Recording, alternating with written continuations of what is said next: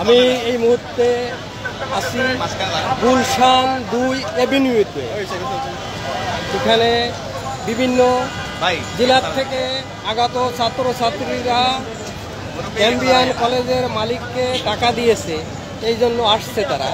তারা এই জায়গায় সমাবেশ করতেছে এবং গুলশান এভিনিউ রাস্তা গাড়ি চলাচল বন্ধ করে এ জায়গায় তারা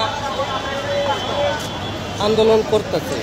এই সমাবেশের কারণে মানুষের চলাচল করতে খুব কষ্ট হচ্ছে এবং 12টা থেকে এখন পর্যন্ত এভিনিউর এই রাস্তা বন্ধ করা হয়েছে, বন্ধ রয়েছে।